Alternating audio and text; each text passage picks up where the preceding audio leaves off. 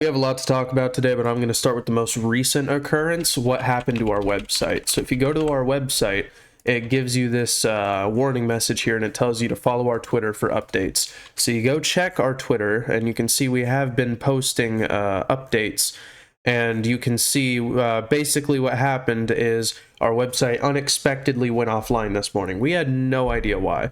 We investigated it, and we worked with our hosting provider. At this time, we're not ready to share exact chat logs and exact messages and everything else, but if it becomes necessary to do so, we will. You see, they provided us no warning, which, you know, obviously, yeah, they even said in their terms of service, they technically can, you know, do that, so whatever, right?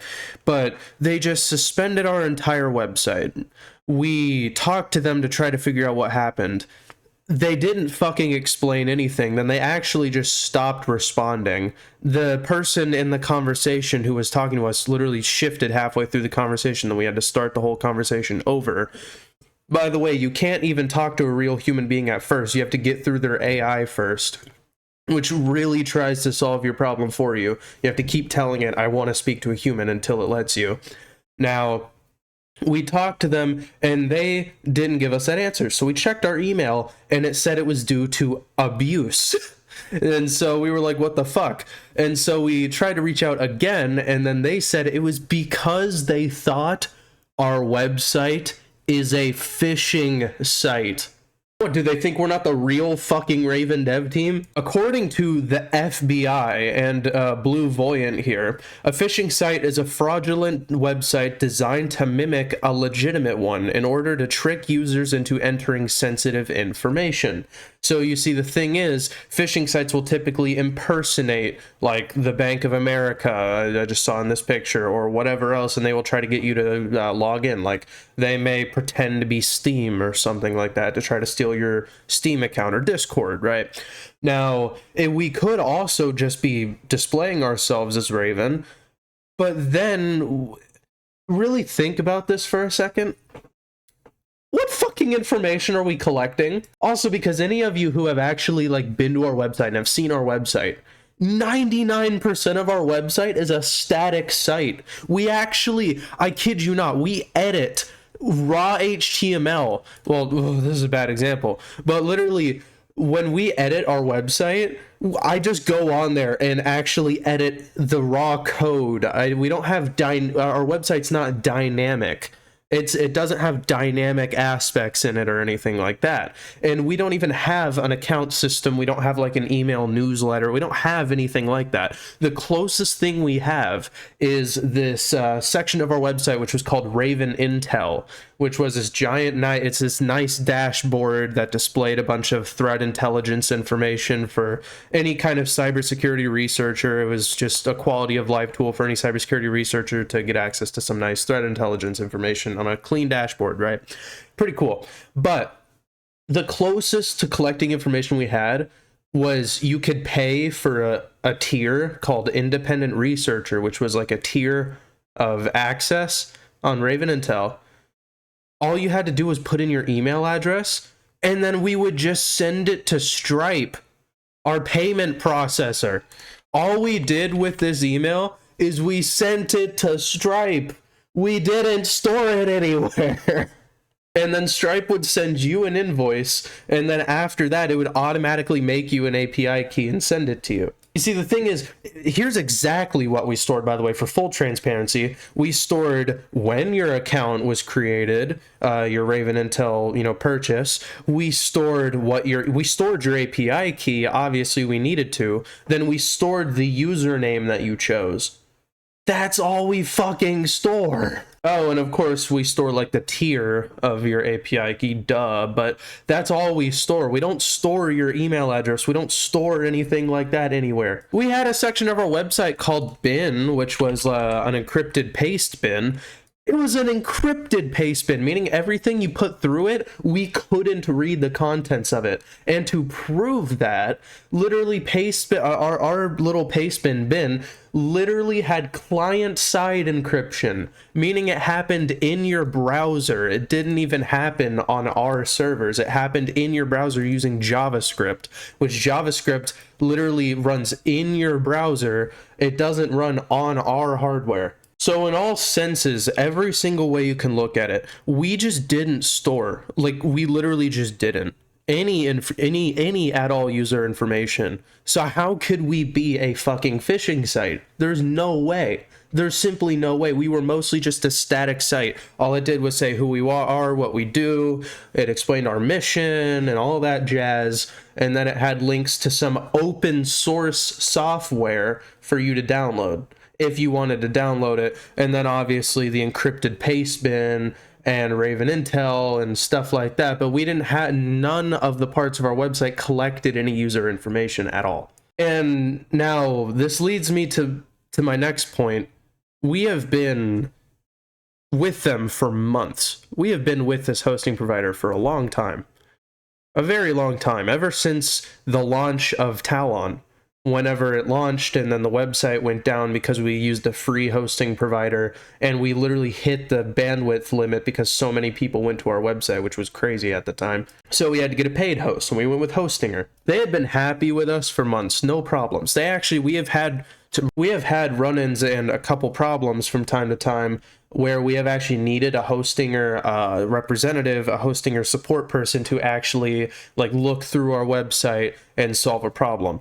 Now, because, you know, obviously there was one time when they even, apparently someone on their end misconfigured MySQL and broke all our shit, but that's a whole nother story. My point is they haven't had a single problem with us for a long time. I find it almost convenient that now of all times is when they choose to actually take down our website. And the best part, the cherry on top, is that they are holding our own files hostage. Now, I can't just pull up File Explorer and show you these, but we do have website backups. We actually have a full backup of the Raven Intel section of our website and the APIs for Raven Intel. So we actually have Raven Intel backed up, but not any of the data. So that's another part of the problem. But then also, the whole rest of our website, all the backups we take a backup like once every month or two because we didn't think of it as a big deal. We didn't take backups super often of our website because we didn't expect them to just kind of kick us out of nowhere.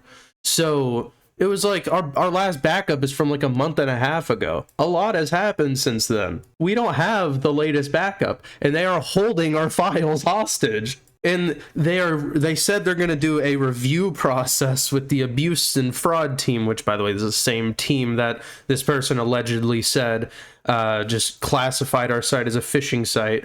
It was definitely an automated scanner, but still. So now they're saying it's going to take a few days just to fucking review this shit, and they don't even know for a fact after this review process if we're even going to be able to get it back. Look, they said that unsuspension is basically not an option. We're fine with that. We already moved to a new service provider, but we want our files back, and we are trying to work with them, but they are just taking their sweet time, and they are so slow. They keep asking repetitive questions, and they literally are just talking in circles. It is so terrible. I don't know what kind of hosting provider provides such a dog shit fucking customer service. How is any kind of organization or company or anything supposed to trust you with their website if at any point you can just basically tell them to go fuck themselves, not give them any other data, and give them a blanket excuse like, oh yeah, we kind of just suspected that,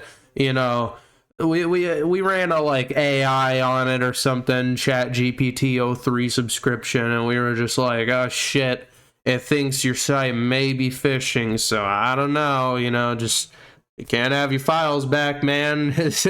Are you fucking kidding me? This is kind of almost like a PSA to anybody using Hostinger, any company that is even, anybody who is thinking about using Hostinger. Don't. This shit sucks ass. Their customer service, they actually don't want to deal with their customers so bad. It's right here. I can even show you. They have this AI here that you have to talk in circles with before you can even actually talk to any human being. It doesn't matter. Literally, they use this AI as customer service. And when you actually try to get a real human being, they just don't. They are the most incompetent customer service team imaginable. And it takes like 10 minutes just to get to talk to one in the first place. Oh yeah, not to mention the whole let's put AI in everything nonsense, of course. So you guys may be wondering what's next as far as the website goes. Well, your guess is as good as mine, really. It's we don't have much we don't really know. Okay, as far as that goes, we don't really know. We're gonna just keep trying to work with them, and honestly, at this point, we may just need to consider like a total remake of the website. So now, next things up. We have gotten a lot of criticism about Betanet. Yes, more and more Betanet chatter. So I'm sure there's at least a couple of you out here that are already sick and fucking tired of hearing of this shit. But Betanet, I don't even know. I was about to pull that shit up, but I can't because our fucking website's down. But a lot of people are confused, okay? I saw some criticisms, some comments, even some Ordinary Gamers, his video that he posted, I watched that.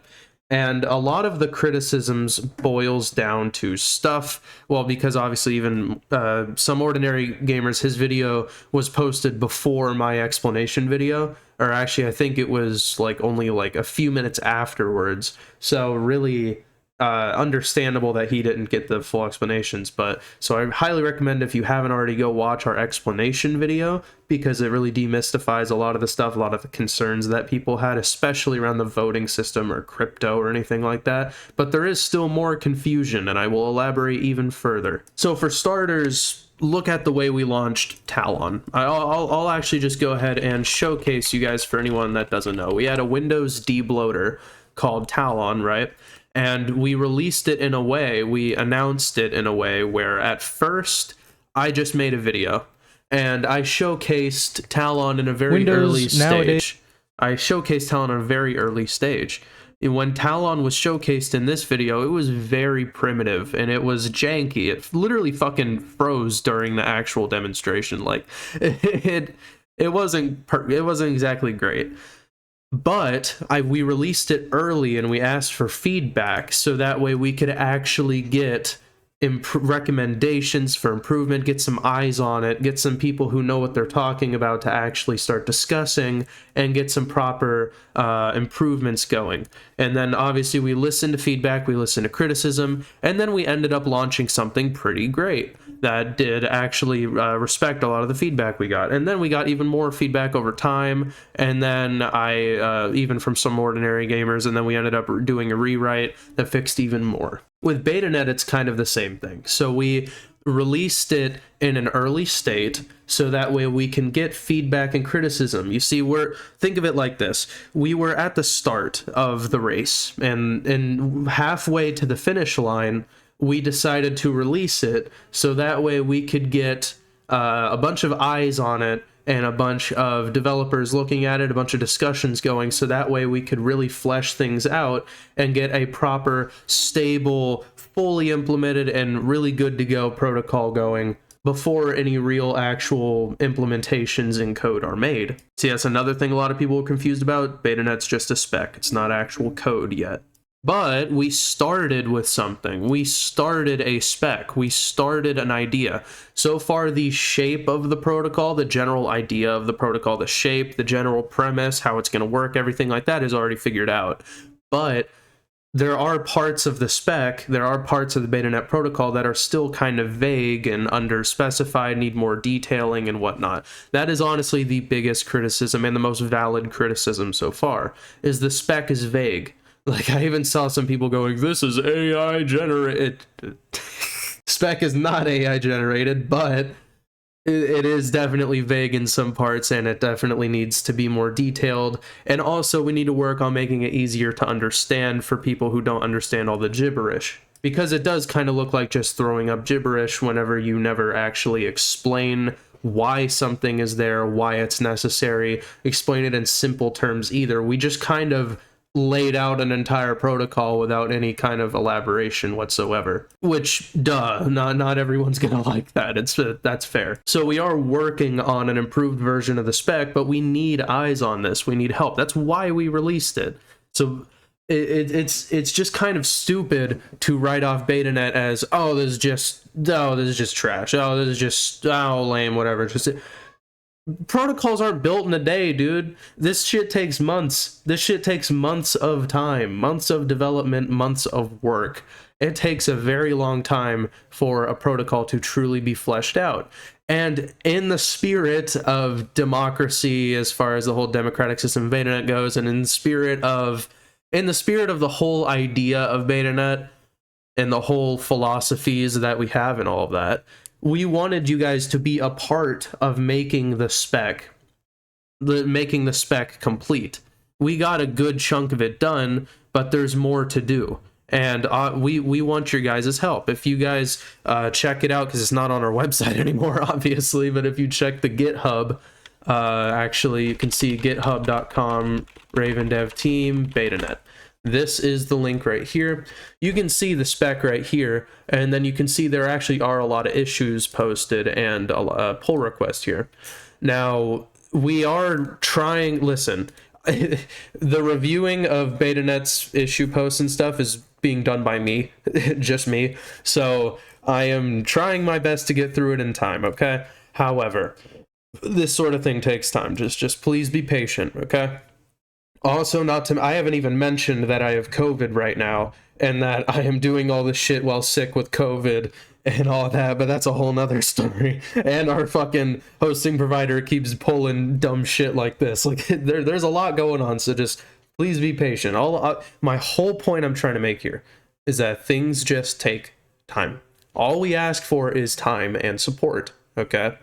Now, a lot of people were concerned about how the whole eCache and cashew implementation works and stuff, because I explained that Betanet's not a rug pull crypto. It's a protocol. How can it be a rug pull?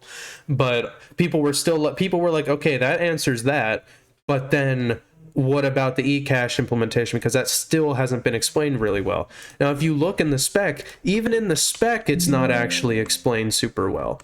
It's not actually explained how this whole system works. This is one of those parts of the spec that is underexplained, but I will go ahead and explain it now. So you see, the cashew system works in a way where, I mean, a system like this, even take Tor for example, you can't just expect a protocol to truly thrive and truly blow up and truly be able to succeed in its goals, and Betanet has very ambitious goals. You can't just do that if it relies on altruism, if it just relies on people doing shit out of the kindness of their own hearts. You can't rely on that. You really can't. The shit costs money. Running nodes costs money. And if you're gonna run nodes, because Betanet does use nodes, if you are going to use nodes, if you're gonna be running nodes, I mean, then you optionally have a way to charge a small micro transaction, a small fee, for transferring people's traffic for your service that you're providing. It's supposed to make Betanet self-sustaining, economically speaking, as well, because the whole idea of Betanet, it has to be self-sustaining. Because again, Raven, I even explained it before, Raven, once Betanet truly fully launches, future updates to Betanet, it is its own living, breathing creature at that point. Now, as far as the whole eCache thing goes, though, the whole eCache system, nodes can optionally choose to charge that small fee just to be able to keep themselves running, just to be able to keep themselves operational. That was the whole idea. Now, apps that use Betanet can just choose, if they want to only use free nodes. You don't have to use the paid nodes. A lot of people were like, well, a lot of people aren't going to want to use crypto stuff or whatever, eCache stuff or whatever, to just use the internet. Fair enough. You don't have to. It's optional. That should have been better explained by me. I understand, so I'm not even blaming you guys. But yes, that sort of thing is optional. It is entirely up to the node provider if they want to do it or not, and the person, the actual human being, the client running that app that uses Betanet doesn't need to use nodes that cost money if it doesn't want to. It's optional entirely. So hopefully that clarifies things there. Here's an example of parts of the spec that are vague. So section 5.2 and 5.3 are vague because it doesn't specify the order of this sort of thing, and you can see us talking about it. Now, we're working on this, right? Now you can also see vague terminology here. There is vague terminology in Betanet. You see, because honestly, probably the biggest criticism of Betanet is the usage of the word internet. Okay, like you can actually even see it right here. The usage of the word internet is where a lot of the confusion surrounding Betanet started. And it all started from the title of the video and this description right here. Betanet is better described as a replacement to the web, not a replacement to the internet.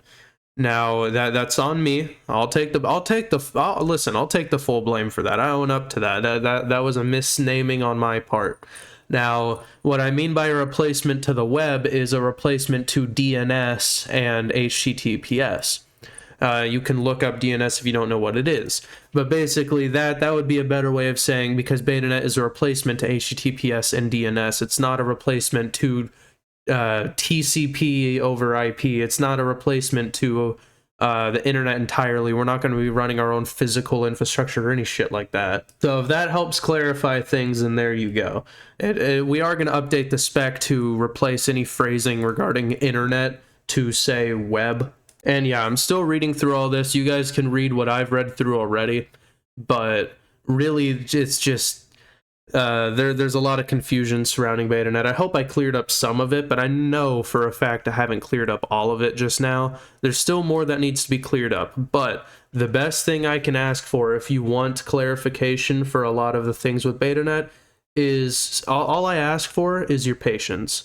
Please just wait. Give us a couple of days. We have the new 1.2 spec in the works. That's going to drop. When that drops, then there will be actual explanations built into the spec so that even a non-tech savvy user can get a pretty decent understanding. Obviously you'll need general networking understanding, and you'll need to be semi-tech savvy, I guess you could say, but it'll be you'll be able to understand things much better, because we're not only going to explain what things are, but also why they're necessary and stuff like that. Now, there is also the bounties. So the bounties that we released, the descriptions and the core deliverables parts, the parts that actually explain specifically what the bounty is, so those parts were a little too concise, according to some people. They just felt like it was a little too concise. We should have been a little more descriptive of exactly what we wanted. Now, we're willing to explain things and work with anybody who's working on the bounties.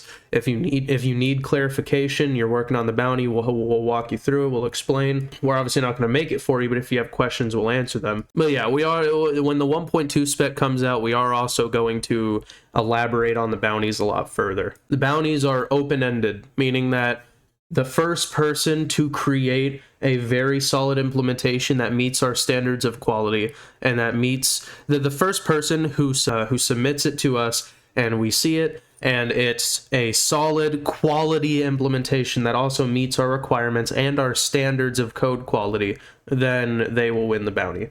Now, also, the important thing worth mentioning here is that our email address, our email service, was provided by Hostinger. So yeah, all of our emails are fucking gone. Our contact email, which is contact@ravendevteam.org, that's our contact email. I know you can't view it on the website anymore, so that's why I'm just saying it here instead. It's back up through our new hosting provider, so any new emails from here on, we will see them. However, as far as any old emails that were sent to us, I'm sorry to say we do not have them anymore. And listen, I don't want to deter away healthy skepticism. Healthy skepticism is when you have a healthy boundary between a project or a person and yourself. So obviously, instead of just blanketly going, wow, I trust this completely 100%, I'm just going to completely trust this. People like this who were talking about how our introduction video felt sketchy with a lot of buzzwords being thrown around, because obviously we didn't elaborate super hard. Now, also, other people, even in the comments here, talk about how I mean, some people just are a little skeptical. Good. You should be. Healthy skepticism is good. I actually really like that people are being a little skeptical of us. That's a very good thing. I'm glad. All I ask, though, is that instead of spreading misinformation, you simply just stick to facts, of course. Try to get answers. Allow us to explain ourselves. But if you are a little skeptical of us, that's totally fine. That is a good thing. And honestly, yeah, there's just still some people even saying that we're not accusing you of a scam, but we're just a little confused. Really, best thing I can ask for is give us some time. What does the whole website going down thing mean for Betanet? You guys may be wondering, how does this affect Betanet? It really doesn't. The most it affects Betanet is it just things are going to take a little bit longer. We're going to have some delays, of course, because we're prioritizing getting our website back. So I'd say there's going to be some delays, but as far as actual, like, Betanet should be perfectly fine. It's still up on GitHub. You guys still got the spec. It's out there. We're still working on the revisions and the improved versions, 1.2. Something that this did affect, though, badly is Talon. You see, Talon doesn't work without our website being online because it downloads some PowerShell scripts that we use as part of the deep loading process. Now, those PowerShell scripts are out there and are available on GitHub, but Talon does rely on the versions hosted on our website, on our code subdomain, which doesn't exist right now. So it's just not... Talon doesn't work right now. We're working to solve this issue as fast as we can. But of course, we have to make sure we stay compliant with our new current hosting provider, so we are working with them to get everything set up and make sure that we're not going to run into any trouble. We're taking things a little bit slower, but to ensure that we're being careful. Because again, I've said it before, I try to value stability in this sort of thing, so I'm really trying to value just making sure everything's stable and won't just fall apart. It's same thing with the website. I want to make sure that our website's not just going to have this same situation happen again, which is why I am trying to really dot my I's and cross my T's here. For anybody who has questions, honestly, the best place you can get answers to your questions is through our Discord server or just email us. If you want like a personalized one-on-one detailed response that I really get to just sit down and focus on your question, email us. But if you want more of like a general community, broader answer to your question, then the Discord server is a great place to hang out. Yeah, the ultimate TLDR of this whole thing is censorship sucks, fuck hostinger, truly, and censorship sucks. And give us some time. That's the entire point of this whole video. That's about it.